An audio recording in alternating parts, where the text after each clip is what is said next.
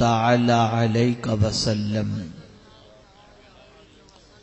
مجھ سے پیشتر ایمان افروز خطابات آپ نے سماعت فرمائے، اور میں بھی ایک طویل سفر کے بعد یہاں آ کر ضرورت سے فارغ ہو کر وضو کر کے سیدھا میں یہاں حاضر ہو گیا۔ میں زیادہ وقت تو آپ کا نہیں لوں گا،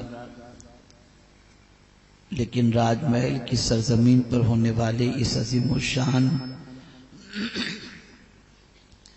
سنی اجتماع میں میں چاہوں گا کہ کچھ آپ کی سوچ کو تھوڑی سی درست کر دوں، تاکہ آپ کی فکر اور آپ کی سوچ درست ہو جائے تو آپ کی زندگی بھی انشاءاللہ العظیم درست ہو جائے گی۔ کسی قوم کی تباہی کے لیے سب سے زیادہ جو چیز تباہ کن ہوتی ہے وہ فکری دیوالیہ پن ہوتا ہے۔ اسی لیے ڈاکٹر اقبال نے کہا، قوت فکر و عمل پہلے فنا ہوتی ہے، پھر کسی قوم کی شوکت کو زوال آتا ہے۔ میں یہ نہیں کہتا کہ راج محل کی سرزمین پر اس وقت بیٹھے ہوئے تقریباً حضرات ان پڑھ یا گنوار ہیں، اور کچھ ہی لوگ پڑھے لکھے ہوں گے۔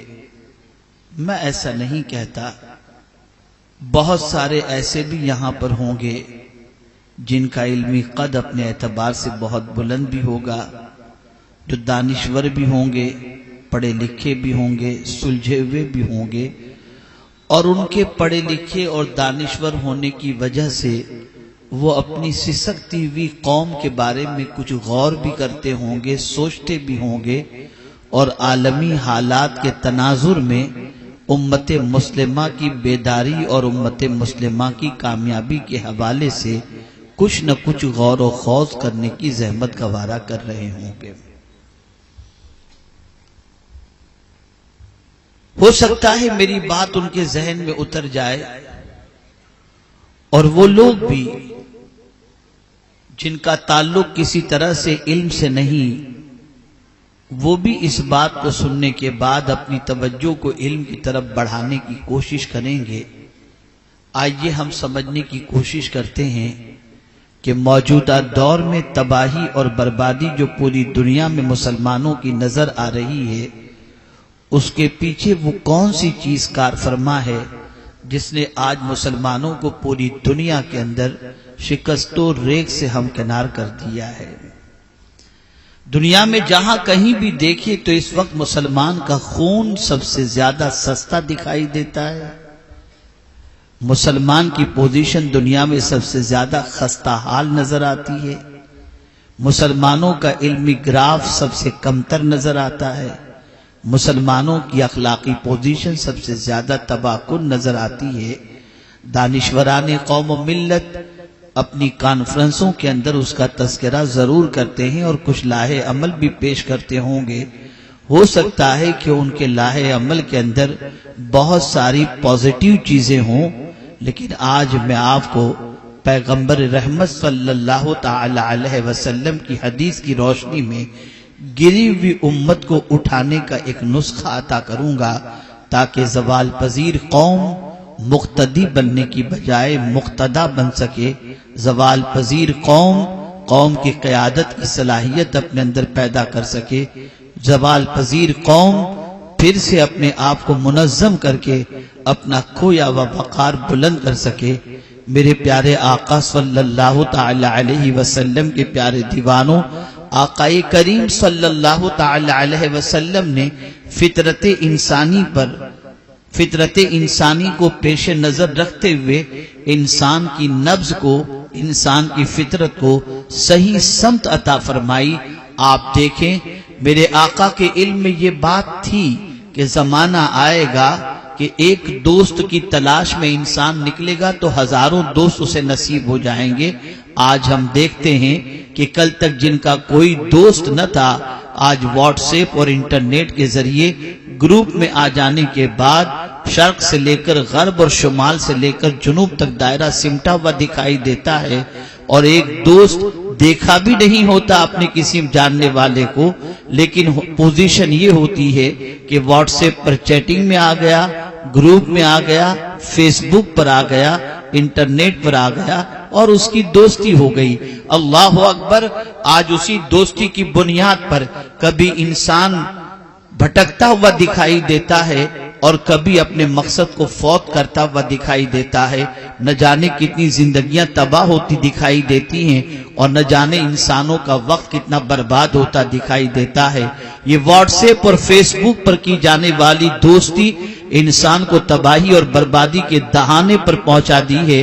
بلکہ میں تو ایک مطالعہ کر رہا تھا مدینہ منورہ میں ایک کتاب کا، اس کتاب کے ایک جملے نے میرے ضمیر کو بھی جگا دیا اور میرے اندر ایک جمود کو توڑنے کا کام اس نے کیا۔ حالانکہ ہم لوگ خود اس چیز کے قائل ہیں کہ آن لائن تعلیم کا سلسلہ شروع ہونا چاہیے تاکہ آدمی آن لائن گھر بیٹھے عالم کا کورس بھی کر لے، حفظ کا کورس بھی کر لے، قرأت کا کورس بھی کر لے اور بہت ساری مختلف ڈگریوں کو حاصل کر لے۔ لیکن ایک بہت بڑے مفکر کا قول میری نظروں سے گزرا اور بڑی پیاری بات انہوں نے کہی۔ انہوں نے کہا جس طریقے سے ڈبے کا دودھ بچے کو غذا تو دے سکتا ہے، ممتا نہیں دے سکتا، ایسے ہی آن لائن کا کورس تعلیم تو دے سکتا ہے، ادب نہیں دے سکتا۔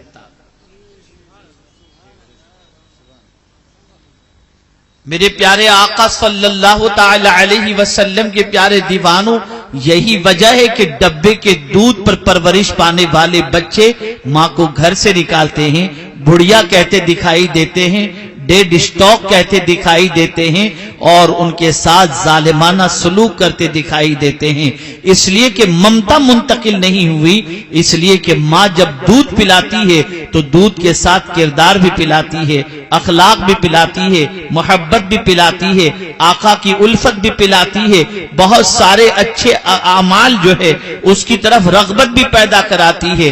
خیر، عرض یہ کر رہا تھا میرے پیارے آقا صلی اللہ تعالی علیہ وسلم کے پیارے دیوانوں، آقا کے علم میں یہ بات ہے کہ زمانہ آئے گا، ایک دوست کی تلاش میں انسان نکلے گا اور ہزاروں دوست اسے مل جائیں گے۔ بہت ساری شادیاں ہو رہی ہیں، ایک انسان سوئٹزرلینڈ میں موجود ہے، دوسرا ہندوستان میں موجود ہے، فیس بک پر دوستی ہوئی، شادی کی بات ہوئی اور اس کے بعد شادی طے ہو گئی اور رشتہ ہو گیا اور شادی ہو گئی۔ اللہ اکبر!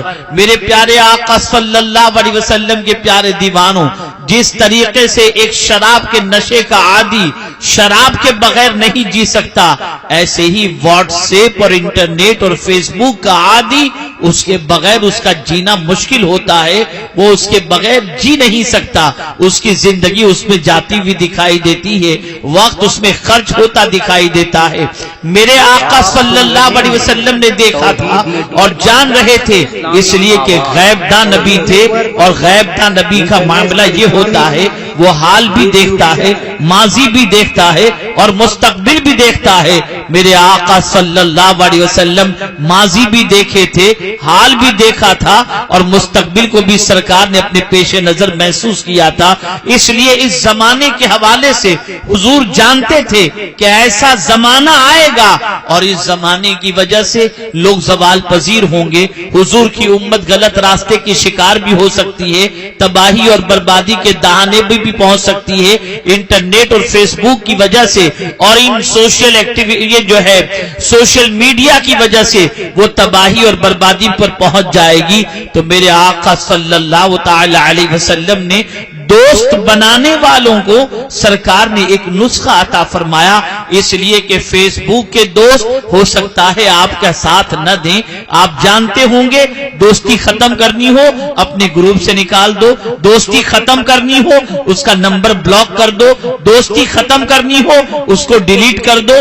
آپ دیکھتے ہوں گے دوستیاں ختم ہو جاتی ہیں۔ مصطفیٰ پیارے ان چیزوں کو دیکھ رہے تھے، اس لیے ایسے دوست کی طرف سرکار نے توجہ کو مبذول فرمائی کہ اگر اس سے دوستی کی جائے تو یہ دوست تمہیں دنیا میں بھی کام آئے گا، یہ دوست تمہیں قبر میں بھی کام آئے گا، یہ دوست تمہیں محشر میں بھی کام آئے گا، اور یہ دوست تم جہاں بھی رہو گے تمہیں اجنبیت محسوس ہونے نہیں دے گا۔ اللہ اکبر! تصور کی دنیا میں اگر آقائے کریم سے پوچھا جائے حضور ایسا کوئی دوست ہمیں بتائیں، تو سرکار نے فرمایا علیکم بالعلم فإن العلم خلیل المؤمن، علم کو لازم پکڑو کہ علم تمہارا بہترین دوست ہے۔ مومن کا بہترین دوست علم ہے، مومن علم سے دوستی کرتا ہے۔ اللہ کے رسول صلی اللہ علیہ وسلم کے صحابہ نے علم سے دوستی کی، تابعین نے علم سے دوستی کی، تبع تابعین نے علم سے دوستی کی، اولیاء کاملین نے علم سے دوستی کی۔ زمانہ گزر چکا، یادیں آج بھی زندہ ہیں، محبت آج بھی زندہ ہے۔ آج اگر امام احمد رضا کی بارگاہ کے اندر 1 صدی کم و بیش گزر جانے کے قریب ان کے اس دنیا سے گئے ہوئے، لیکن اگر آج ان کی محبت کا چراغ زندہ ہے، اس لیے نہیں کہ وہ پٹھان تھے، بڑے باپ کے بیٹے تھے، نہیں، ان کا علمی کارنامہ ہے جس نے ان کی محبت کا چراغ ہمارے سینے میں روشن کر رکھا ہے۔ میرے پیارے آقا صلی اللہ علیہ وسلم کے پیارے دیوانوں، علم انسان کو زمین پر زندہ رکھتا ہے، علم انسان کو کبھی مرنے نہیں دیتا، علم انسان کو عزت عطا کرتا ہے، علم انسان کو وقار عطا کرتا ہے، علم انسان کو اجنبیت سے بچاتا ہے۔ اللہ اکبر! آقائے کریم صلی اللہ علیہ وسلم نے جاہل اور عالم کی زندگی کے فرق کو کتنے واضح لفظوں میں پیش کیا۔ اللہ اکبر! آقائے کریم صلی اللہ علیہ وسلم فرماتے ہیں کہ جاہل اپنے وطن میں بھی اجنبی کی طرح رہتا ہے، جاہل اپنے وطن میں بھی اجنبی کی طرح رہتا ہے، اور عالم پردیس میں بھی وطن کی طرح رہتا ہے۔ آپ ذرا دیکھیں، میں اس وقت کوئی بڑا عالم تو نہیں، عالموں کی جوتیوں کی خاک کے برابر بھی نہیں، لیکن آپ دیکھیں میں اس شہر میں پہلی بار آیا ہوں، اس گاؤں میں پہلی بار حاضر آیا ہوں، مجھے ہر قسم کی سہولت کے سلسلے میں ساتھیوں نے اہتمام کیا۔ آپ ذرا دیکھیں، مجھے سفر میں دقت نہ ہو، مجھے یہاں پہنچنے کے بعد آرام میں دقت نہ ہو، مجھے کھانے پینے میں دقت نہ ہو، ان ساری چیزوں کا خیال کس بنیاد پر رکھا جا رہا ہے؟ میں ان کا رشتہ دار تو نہیں ہوں، کوئی میرا کاروباری تعلق تو نہیں ہے، پھر یہ اہتمام کیوں ہو رہا ہے؟ یہ میری عزت نہیں ہے، یہ مصطفیٰ کے دین کی عزت ہے، یہ علم کی عزت ہے، یہ علم کا مقام ہے۔ مسلمان جب تک علم سے اپنے رشتے کو مضبوط رکھا تھا، مسلمان دنیا میں کہیں بھی جاتا سلام پیش کیا جاتا تھا، مسلمان دنیا میں کہیں بھی جاتا تھا اس کے ارد گرد حلقے لگ جایا کرتے تھے، مسلمان دنیا میں کہیں بھی جاتا تھا مسلمان کو خراج تحسین پیش کیا جاتا تھا، مسلمان نے اپنا تعلق کتاب و دوات سے جب تک رکھا تھا مسلمان کو کوئی جو ہے شرمندہ نہیں کر پاتا تھا۔ لیکن مسلمانوں نے کیا کیا؟ مسلمانوں نے تعلق توڑ دیا، مسلمانوں نے علم سے رشتہ کمزور کر دیا، مسلمانوں نے علم سے اپنے آپ کو دور کر دیا۔ اب تو کیا ہے، میں تو اگر یہ کہوں تو غلط نہ ہوگا، ہندوستان کا 80% مسلمان قرآن پڑھنا بھی نہیں جانتا اور اسلام کے بارے میں بنیادی معلومات سے بھی ناآشنا ہے۔ اگر 90% کہہ دوں تب بھی غلط نہیں ہوگا۔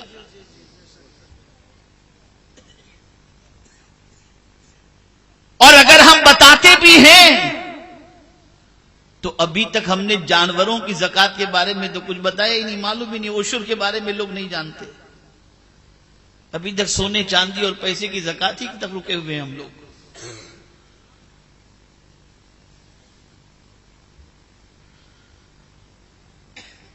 آپ شاید نہ جانتے ہوں، اس وقت حالات اتنے گمبھیر ہیں، اتنے خطرناک ہیں کہ پیدائشی مسلمان سے زیادہ اسلام کے بارے میں غیر مسلم معلومات رکھتا ہے۔ بہت سارے ایسے بھی لوگ ہوں گے جن کو طلاق کی یہ قسم معلوم ہی نہیں تھی کہ طلاق بدعت بھی کوئی چیز ہوتی ہے۔ جب ایوان کے اندر یہ لفظ آیا تب لوگوں کو پتا چلا یہ بھی کوئی قسم ہے۔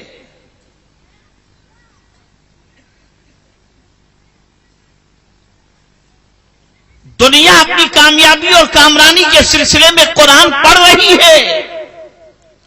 میں آپ کو ایک بات بتاؤں، ہمیں تو قرآن پڑھنا بھی آج ہماری قوم کو صحیح طور پر نہیں آتا، لیکن آج یہودی تحقیق کر رہا ہے کہ جیم کے پیٹ میں نقطہ کیوں، با کے نیچے نقطہ کیوں، تا کے اوپر 2 نقطے کیوں، سا کے اوپر 3 نقطے کیوں، یہ حروف تہجی کی شکل ایسی کیوں، الف کھڑا کیوں، با اس طرح سے سویا ہوا کیوں، اس کی تحقیق۔ تو میں نے اس پر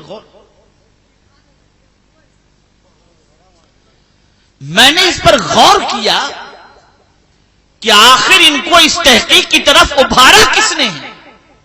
یہ نقطوں کی تحقیق کیسے کرنے لگ گئے؟ جس قوم کو آج پوزیشن جس مسلمان کی یہ ہے کہ جو حروف تہجی کو مخرج سے ادا نہیں کر سکتا، آج یہودی قوم نقطوں کی تحقیق کر رہی ہے، تو مان مولا علی کرم اللہ تعالی وجہہ الکریم کا ارشاد ذہن میں آتا ہوا دکھائی دیا کہ مولا علی کرم اللہ تعالی وجہہ الکریم ارشاد فرماتے ہیں، اگر میں پورے قرآن کی تفسیر بیان کروں تو وہ سورہ فاتحہ میں ہے، اور سورہ فاتحہ کی تفسیر بیان کروں تو بسم اللہ شریف میں ہے، اور بسم اللہ شریف کی تفسیر بیان کروں تو بسم اللہ کی با میں ہے، اور با کی تفسیر بیان کرنا چاہوں تو با کے نقطے کے اندر ہے، اور با کے نقطے کی تفسیر بیان کروں تو 70 اونٹ کتابوں سے لدے جائیں گے۔ جب مولا علی کا اس ارشاد غیروں کی نظر سے جب گزرا تو انہوں نے سوچا کہ نقطے کی بھی کوئی وجہ ہوگی۔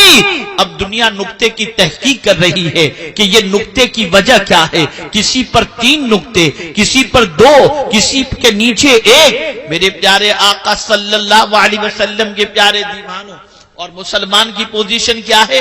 کس نے کتنے چھکے لگائے، کتنے چوکے لگائے، کون سی نئی پکچر ریلیز ہوئی، کہاں واٹس ایپ پہ کیا آیا، یوٹیوب پہ کیا چل رہا ہے۔ جو قوم زمین کے اوپر اپنے علم سے اتنا رشتہ کمزور کر دے، وہ قوم زمین پر بوجھ تو بن سکتی ہے، زمین پر باوقار زندگی نہیں گزار سکتی۔ اے رسول اعظم صلی اللہ تعالی علیہ وسلم کے پیارے دیوانوں، میں ایک پیغام دینے کے لیے آیا ہوں، ایک میسج دینے کے لیے آیا ہوں، آپ کی فکر کو درست کرنے کے لیے آیا ہوں۔ آج آپ سوچ رہے ہیں نا کہ زمانہ ہمیں عزت دے، آج آپ سوچ رہے ہیں نا کہ زمانہ آپ کو وقار کی نظر سے دیکھے، آج آپ سوچ رہے ہیں زمانہ آپ کو کھوئی ہوئی عزت سے پھر ہمکنار کرے، تو آپ کو میں بتاؤں، آقائے کریم کی حیات طیبہ کا مطالعہ کرو۔ رسول اعظم نے سسکتی ہوئی انسانیت کو دیکھا تھا، تڑپتے ہوئے انسانوں کو دیکھا تھا، خانہ جنگی کو حضور نے دیکھی تھی، اوس و خزرج کی جنگ کون نہیں جانتا۔ رسول اعظم صلی اللہ تعالی علیہ وسلم نے ان سارے حالات کا جائزہ لیا تھا، اور جب سارے حالات کا جائزہ 40 سال کی مدت میں مصطفیٰ پیارے صلی اللہ علیہ وسلم نے لے لیا تو محسوس کیا اس کی سب سے بڑی وجہ یہ ہے کہ یہ قوم ان پڑھ ہے، جہالت کی وادی میں بھٹک رہی ہے، اسے اس کی وجہ سے کوئی چیز کا علم نہیں ہے، علم نہ ہونا یہ ان کی تباہی اور بربادی کی سب سے بڑی وجہ ہے۔ آقا نے چاہا کہ میری قوم عرب کے یہ بھدو اس طریقے سے تیار ہو جائیں کہ قوموں کی امامت ان کے ہاتھوں میں ہو، یہ مقتدا بن جائیں، یہ پیشوا بن جائیں، یہ ہادی بن جائیں، یہ راہ دکھانے والے بن جائیں۔ تو میرے آقا صلی اللہ تعالی علیہ وسلم نے انہیں دولت سے ہمکنار نہیں کیا، مال و زر کی طرف توجہ نہیں دلائی، بلکہ مدینے کے تاجدار ارواحنا فداہ صلی اللہ علیہ وسلم نے ان کے سینے میں علم کا جذبہ بھر دیا، حصول علم کا جذبہ بھر دیا۔ اللہ اکبر!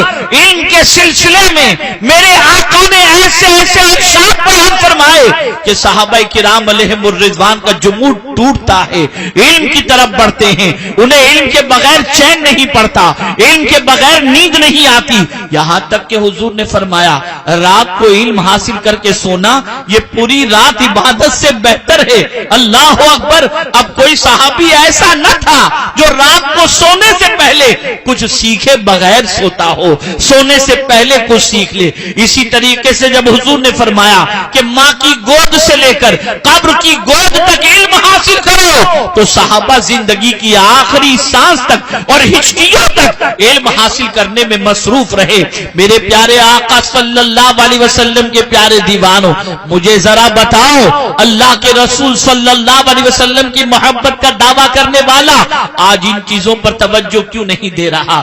آج ان چیزوں کی طرف اپنا رخ کیوں نہیں کر رہا؟ ایک زمانہ تھا جب واٹس ایپ نہیں تھا، ایک زمانہ تھا جب فیس بک نہیں تھا، ایک زمانہ تھا جب انٹرنیٹ نہیں تھا، تب مسلمانوں کے پاس اگر کہا جاتا کہ علم حاصل کرو تب مسلمان کہتا تھا کہ میرے پاس وقت نہیں۔ آج واٹس ایپ کے لیے وقت ہے۔ اگر ہر مسلمان اپنے دن کا احتساب کرے اور یہ غور کرے کہ آج اس نے کتنا وقت واٹس ایپ میں گزارا ہے تو میں یقین کے ساتھ کہہ سکتا ہوں کہ اس کا ایک دن کا چوتھا یا پانچواں حصہ واٹس ایپ کے اندر گزرتا دکھائی دے گا۔ سونے سے پہلے واٹس ایپ دیکھے گا، سو کر اٹھنے کے بعد پہلے واٹس ایپ دیکھے گا۔ یہ پوری دنیا کے مسلمانوں کی سچویشن بن چکی ہے۔ کیسے عزت ملے گی؟ کیسے وقار ملے گا؟ جو قوم اپنے وقت کو ضائع کرے، جو قوم وقت کی قدر نہ کرے، اس قوم کو زمین پر باعزت جینے کا کوئی حق نہیں۔ آپ جانتے ہیں امریکہ میں، برطانیہ میں ملازمت کا طریقہ کیا ہے؟ نوکری کا طریقہ کیا ہے؟ یہ نہیں کہا جاتا کہ ایک مہینے کی سیلری آپ کی اتنی ہوگی، انہیں کہا جاتا ہے کہ ایک گھنٹے کی تنخواہ آپ کی اتنی، $12، $15، £10 فی گھنٹے کے حساب سے ان کی تنخواہ مقرر کی جاتی ہے تاکہ آدمی اپنے وقت کی قیمت کو سمجھ سکے۔ ہم تو غیروں کی نقالی کرتے ہوئے ان کے لباس سے لے کر ان کی عادتوں کو اختیار کرتے ہیں، کبھی ان چیزوں کی طرف بھی تو توجہ دو جن چیزوں نے آج ان کو عروج تک پہنچایا ہے۔ اس کی طرف تو توجہ ہے نہیں، اس کی طرف ہمارا دھیان نہیں ہے۔ اے رسول گرامی وقار صلی اللہ تعالی علیہ وسلم کے پیارے دیوانوں، میرے آقا ارواحنا فداہ صلی اللہ علیہ وسلم نے علم کی طرف ابھارا اور علم کو مومن کا بہترین دوست قرار دیا۔ یاد رکھیں، صاحب علم دنیا کی جس خطے میں ہوتا ہے اس خطے تک اللہ تعالیٰ اس کی محبت لوگوں کے دلوں میں پہنچا دیا کرتا ہے۔ اور یاد رکھیں، صاحب علم کا ہر کوئی محتاج ہوتا ہے۔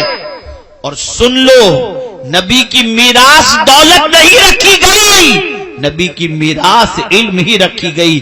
اب یہاں میں آپ کو بتاؤں، جو لوگ دولت کماتے ہیں اور مال کے پیچھے بھاگتے ہیں، مال کمانا چاہیے، آج کے دور کی ضرورت ہے، مال ہر دور کی ضرورت ہے۔ اگر افلاس کا شکار انسان ہوگا تو کفر کی طرف بڑھے گا، اگر افلاس کا شکار ہوگا آبرو بیچنے کی طرف بڑھے گا، اگر افلاس کا شکار ہوگا عزت داؤ پہ لگا دے گا، اگر افلاس کا شکار ہوگا غلط کاروبار کی طرف توجہ دے گا، اگر افلاس کا شکار ہوگا غبن کی طرف توجہ دے گا، اگر افلاس کا شکار ہوگا رشوت کی طرف توجہ دے گا۔ اس لیے دولت کمانے کو اسلام نے برا نہیں کہا، لیکن یہ ہے کہ میرے پیارے آقا صلی اللہ علیہ وسلم کے پیارے دیوانوں، دولت کی محبت اتنی غالب آ جائے کہ روزانہ اٹھنے کے بعد حل من مزید کا نعرہ ہماری زبان پر ہو، اور زیادہ مل جائے، اور زیادہ مل جائے، اور زیادہ مل جائے۔ اس کی حرص و ہوس کے اندر انسان اگر زندگی گزارے تو اس کی زندگی پرسکون نہیں ہوتی، بلکہ اس کی زندگی اس کے لیے بوجھ بن جاتی ہے۔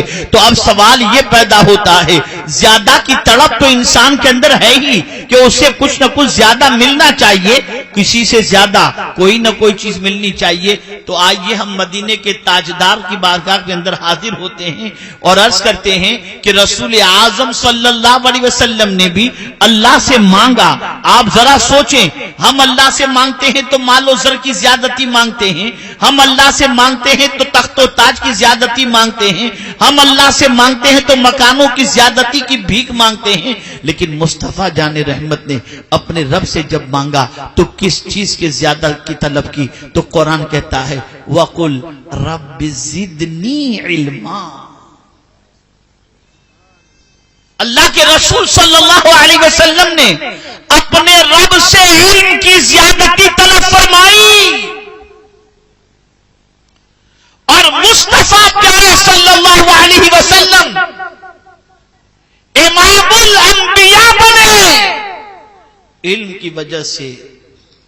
سرکار صلی اللہ علیہ وسلم کا علم سارے انبیاء کرام علیہم الصلاۃ والسلام کے علم سے زیادہ علم۔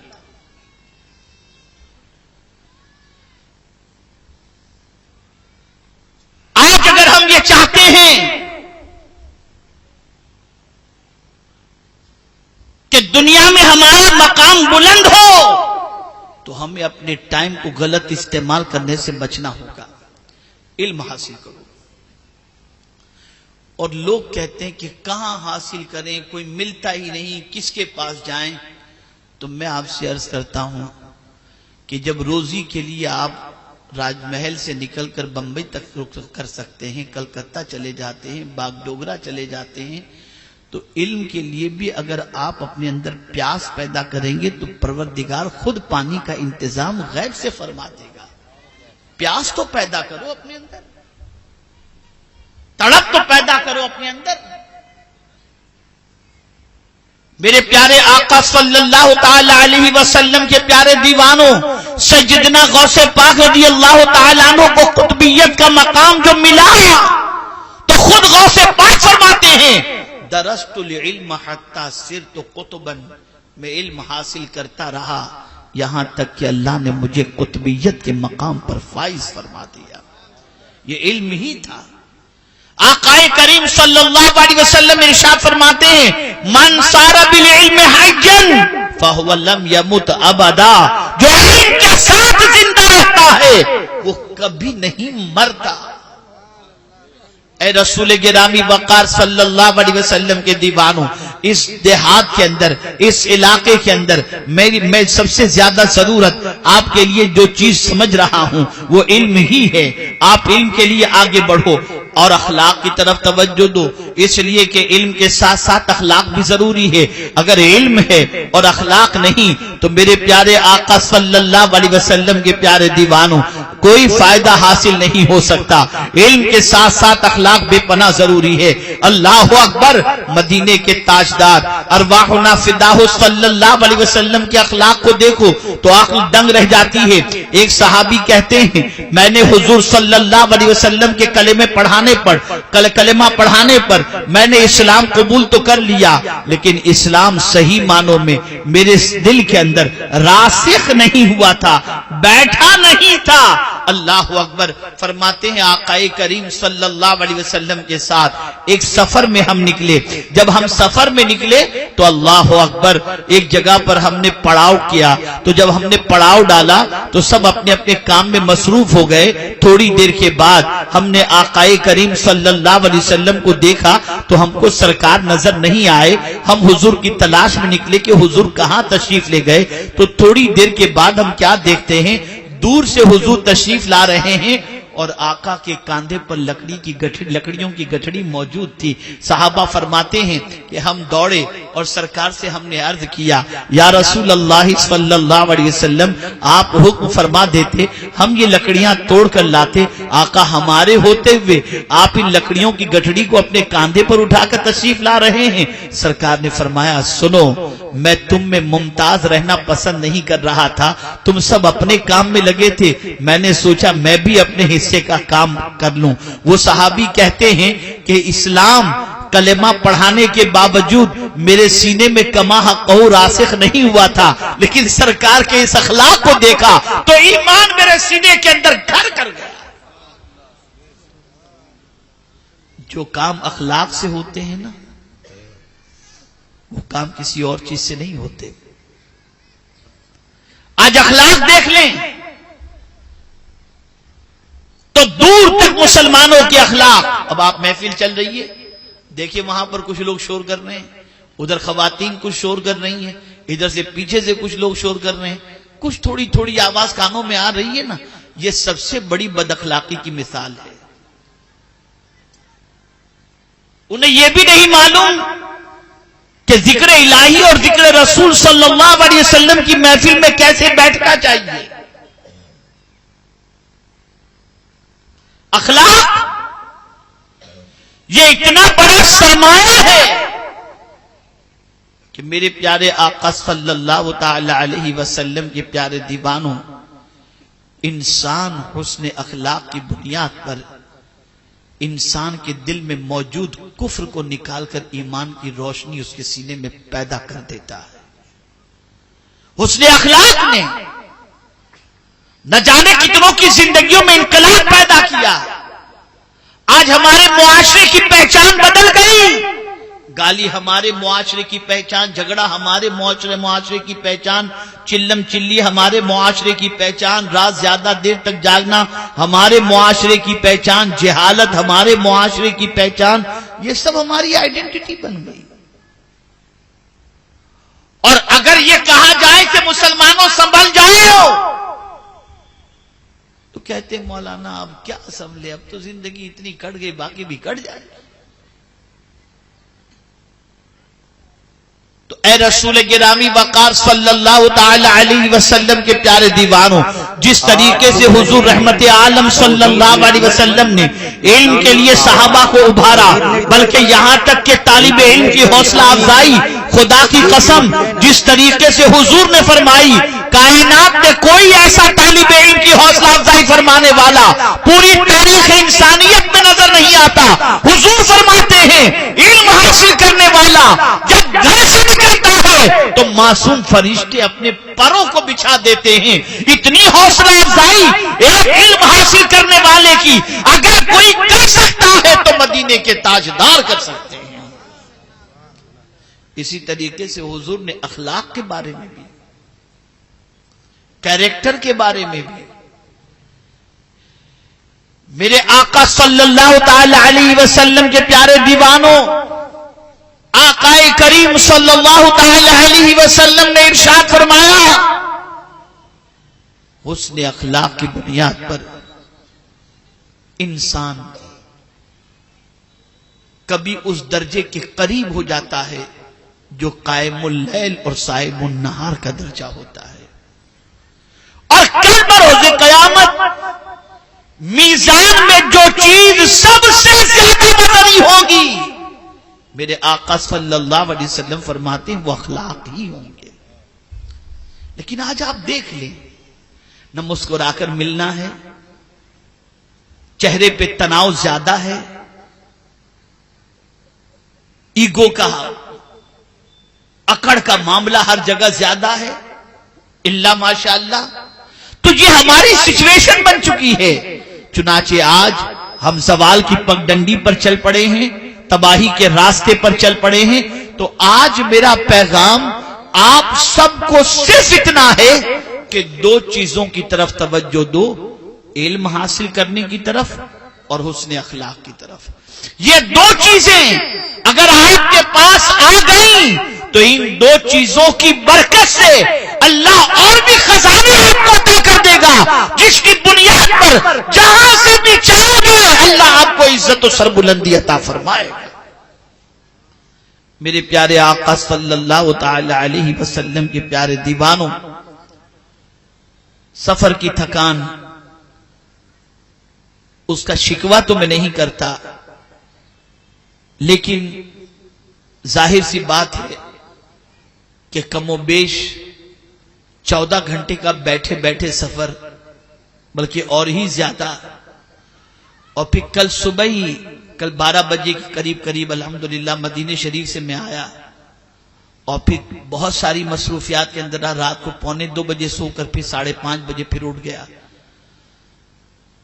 تو اب میں زیادہ وقت آپ کا لینے کی بجائے میں آپ کو یہ عرض کروں گا کہ آج سے آپ ایک اپنا ٹائم ٹیبل سیٹ کرو، اتنی دیر علم حاصل کرنا ہے۔ اور ہاں، مفتی گوگل سے نہیں، مفتی تو نہیں کہنا چاہیے، لیکن گوگل سے علم حاصل مت کرنا۔ لوگ آج کل کوئی بھی مسئلہ ہوتا ہے گوگل کی طرف جاتے ہیں کہ گوگل کیا کہہ رہا ہے۔ ابھی کل کے اخبار میں میں نے پڑھا کہ ایک ڈرائیور گاڑی چلا رہا تھا اور اپنے سامنے اس نے گوگل کا جو میپ تھا اس کو رکھا، تو گاڑی چلاتے چلاتے گوگل میپ کے اندر بتا رہا تھا اسٹریٹ جاؤ اسٹریٹ جاؤ، اسٹریٹ گیا تو ایک دلدل کے اندر گر گیا۔ آج ہمارے ڈرائیور راستہ بھٹک گئے تھے، وہ بھی گوگل ہی کی وجہ سے، میپ کی وجہ سے 100 کلومیٹر آگے جا کر پھر وہاں سے پلٹ کر کے واپس آیا اور پھر واپس باغ دوگڑا کی طرف آئے۔ قرآن نے علم حاصل کرنے کا طریقہ بتایا، فَاسْأَلُوا أَهْلَ الذِّكْرِ إِن كُنتُمْ لَا تَعْلَمُونَ، جاننے والوں سے پوچھو، مشین علم نہیں دے گا آپ کو، جاننے والوں سے پوچھو۔ ہاں بعض بڑے بڑے کام جو ہوتے ہیں، جیسے کہیں کوئی سپورٹ، کہیں مسجد تلاش کرنا ہے، کس ایریے میں ہے کیا نہیں، وہ آپ نے تھوڑا سا سرچ کر لیا، وہ اپنی جگہ پر ٹھیک ہے، لیکن علم دین کو آپ گوگل سے نہیں۔ اور میں آپ کو بتاؤں کہ اس وقت جتنی بھی اسلامک نام کی ویب سائٹس انٹرنیٹ پر موجود ہیں، ان میں سے 90% ویب سائٹس غیروں کی ہیں، یا سلفیوں کی ہوں گی، یا قادیانیوں کی ہوں گی، یا یہودیوں کی ہوں گی، یا مجوسیوں کی ہوں گی، یا نصرانیوں کی ہوں گی، یا تبلیغیوں کی ہوں گی، ان لوگوں کی سب کی ہیں۔ تو آپ احتیاط برتو۔ آپ سن رہے ہیں، میں آپ سے پوچھتا ہوں کہ آپ لیٹے لیٹے گوگل سے کچھ سوال کر کے گوگل میں آپ کے سوال کا جواب تلاش کرنے کی انٹرنیشنل اسلامک یوٹیوب چینل۔ تو اب گوگل کے اندر تو جس نے جو کچھ ڈال دیا ہے وہی اس کے اندر ہوگا۔ اب آپ کو کیسے پتا چلے گا یہ صحیح ہے یا غلط ہے؟ تو اب کرنا کیا چاہیے؟ تو قرآن کے فارمولے پر عمل کرتے ہوئے جاننے والوں سے پوچھو، اگر تم نہیں جانتے تو ان سے سوال کرو، وہ تمہیں جواب دیں گے اور تمہیں مسئلہ بتائیں گے۔ میرے پیارے آقا صلی اللہ علیہ وسلم کے پیارے دیوانوں، اب اگر آپ علم حاصل کرنے کے لیے گھر سے نکلے تو جتنے قدم چلیں گے ان قدموں پر اللہ عز و جل آپ کو ثواب عطا فرمائے گا۔ اور میرے پیارے آقا صلی اللہ علیہ وسلم کے پیارے دیوانوں، یہ بھی بتا دوں کہ آپ کو اتحیات یاد نہیں، یہ یاد کرنے کے لیے جاؤ۔ درود ابراہیم یاد نہیں، درود ابراہیم یاد کرنے جاؤ۔ دعائے قنوت یاد نہیں، دعائے قنوت یاد کرنے جاؤ۔ نماز جنازہ کی دعا آپ کو نہیں معلوم، آپ وہ سیکھنے کے لیے جاؤ۔ ورنہ آپ مجھے بتاؤ کہ باپ کا اگر انتقال ہو جائے اور آپ کو اگر میت کی دعا نہیں معلوم ہے تو آپ تو ایسے ہوئے کہ اپنے باپ کے پیسوں سے عیش تو آپ نے کیا، لیکن باپ کے مرنے کے بعد آپ کو نماز جنازہ کی دعا یاد نہ ہونے کی وجہ سے آپ اپنے باپ کی نماز جنازہ میں اس کی مغفرت کی دعا بھی نہیں کر سکے۔ اور وہ باپ جو اپنے بچوں کو یہ نہیں سکھاتے وہ بھی ذمہ دار ہیں، گنہگار ہیں۔ تو ان چیزوں کی طرف توجہ دیں، علم حاصل کریں اور اپنی ذات سے کسی کو تکلیف نہ پہنچائیں، اور اپنا اخلاق اتنا اچھا کریں، اتنا اچھا کریں، اتنا اچھا کریں کہ آپ کے اخلاق سے متاثر ہو کر اللہ عز و جل کے پیارے حبیب صلی اللہ علیہ وسلم کی رضا اور خوشنودی بھی آپ کے اچھے اخلاق کی وجہ سے آپ کو حاصل ہو جائے۔ اس لیے یاد رکھیں، اگر کوئی شخص بہت زیادہ نمازی، پرہیزگار، عبادت گزار ہے لیکن اس کے اخلاق اچھے نہیں اور اس کی زبان دوسروں کے دل کو دکھا دیتی ہے، تو ایسے عبادت گزار کی اللہ عز و جل کی بارگاہ کے اندر کوئی وقعت نہیں ہوتی۔ لیکن اگر کوئی ایسا ہے جو فرائض کی پابندی کرتا ہے لیکن اس کے اچھے اخلاق ہیں، تو اللہ کے رسول صلی اللہ علیہ وسلم کے فرمان کی روشنی کے اندر وہ اچھے اخلاق والا اللہ کے نزدیک بھی معزز ہے، اللہ کے رسول صلی اللہ علیہ وسلم کے نزدیک بھی معزز ہے۔ تو اپنے اخلاق کو درست کرو، علم حاصل کرو، اپنے وقت کو ضائع ہونے سے بچاؤ، لڑائی جھگڑے فتنہ و فساد سے پرہیز کرو، اور غیر اسلامی جتنی بھی رسمیں ہیں جتنے بھی رواج ہیں ان سارے رواجوں کو ختم کرو. بس اتنا دیکھو کہ ہمیں اللہ کے رسول صلی اللہ علیہ وسلم نے کیا تعلیم دی ہے، ہمارا دین ہمیں کیا بتاتا ہے، شریعت مصطفیٰ صلی اللہ علیہ وسلم کا کیا حکم ہے، اس پر عمل کرتے ہوئے آپ اپنی زندگی گزارو. انشاءاللہ دنیا بھی آپ کی کامیاب ہوگی اور آخرت بھی کامیاب ہوگی. اللہ رب العزت جل جلالہ آج کے اس اجتماع میں جتنے بھی حاضر ہیں اور جتنے بھی دنیا کے مختلف ملکوں کے اندر اس اجتماع کو دیکھ رہے ہیں، سن رہے ہیں، اللہ تعالیٰ سب کے سننے، سنانے، آنے، بیٹھنے اور دیکھنے کو اپنی بارگاہ میں قبول فرما کر ہم سب کو قرآن و حدیث پر عمل کی توفیق نصیب فرمائے. آپ سے میری مؤدبانہ یہ بھی گزارش ہے کہ اب وہ دور آ چکا ہے کہ ہم یعنی دین کے جتنے بھی خدام ہیں جو علماء کہلاتے ہیں، اگر ہم یہ سوچیں کہ ہمیں کوئی دعوت دے اور ہم اس کے علاقے میں جا کر دین کا کام کریں، اب وہ دور نہیں ہے. اگر دین کو بچانا ہے تو سرکار صلی اللہ علیہ وسلم طائف کے بازار میں کسی کی دعوت پر نہیں گئے تھے، خود سے تشریف لے گئے تھے. تو ہمیں بھی اگر دین کو بچانا ہے اور دین کا عامل بنانا ہے تو دیہات خود کو جانا پڑے گا اور جا کر کے لوگوں کو دین پہنچانا پڑے گا. حضرت احنف بن قیس رضی اللہ تعالیٰ عنہ ایک علاقے میں پہنچے تھے جہاں انہوں نے دین کا خوب کام کیا تھا. میرے آقا صلی اللہ علیہ وسلم کا گزر اس علاقے سے ہوا تو لوگوں نے کہا حضور ہمارے اندر جو دینی بیداری آپ دیکھ رہے ہیں یہ حضرت احنف بن قیس کی محنتوں کا نتیجہ ہے. تو سرکار صلی اللہ علیہ وسلم نے اپنے لبوں کو جنبش دی، دعا کے لیے ہاتھ اٹھائے اور دعا کی، اللہم اغفر لاحنف، اللہم اغفر لاحنف، اللہم اغفر لاحنف. اے اللہ احنف کی مغفرت فرما، اے اللہ احنف کی مغفرت فرما، اے اللہ احنف کی مغفرت فرما. اگر کوئی شخص دیہاتوں میں جا کر کے غلامان رسول بنانے کی کوشش کرتا ہے، دیوانے مصطفیٰ بنانے کی کوشش کرتا ہے اور علم کا چراغ اس کے سینے میں روشن کر دیتا ہے اور وہ علاقہ مصطفیٰ جان رحمت پہ لاکھوں سلام کے نذرانے بارگاہ رسول میں پیش کرنے لگتا ہے تو کوئی اسے دعا دے یا نہ دے لیکن مصطفیٰ پیارے کی زبان سے اس کے لیے ضرور بخشش کا مزدہ اور اس کے لیے شفاعت کا مزدہ نصیب ہو جائے گا. اس لیے کہ ہر دین کے کام کرنے والے کے لیے آقا راضی بھی ہوتے ہیں اور اس کے لیے حضور صلی اللہ علیہ وسلم اپنی مسرت کا اظہار بھی فرماتے ہیں. اخلاص کے ساتھ، للہیت کے ساتھ، اللہ اور اس کے رسول کی رضا کے لیے ہمیں دین متین کا کام کرنا چاہیے. تو مجھے امید ہے کہ آپ سب اس طرف توجہ دیں گے اور سنی دعوت اسلامی اسی کام کو آگے بڑھانے کے لیے جد و جہد کر رہی ہے. آپ سب سے بھی گزارش ہے تحریک سے وابستہ ہو کر آپ بھی دین متین کے کام کے لیے قریہ دیہات لوگوں تک پہنچ کر مصطفیٰ پیارے صلی اللہ علیہ وسلم کا پیغام پہنچانے کی کوشش کریں. اللہ مجھے آپ کو سب کو اخلاص کے ساتھ کام کی توفیق نصیب فرمائے. وما علینا الا البلاغ المبین. السلام علیکم ورحمۃ اللہ وبرکاتہ.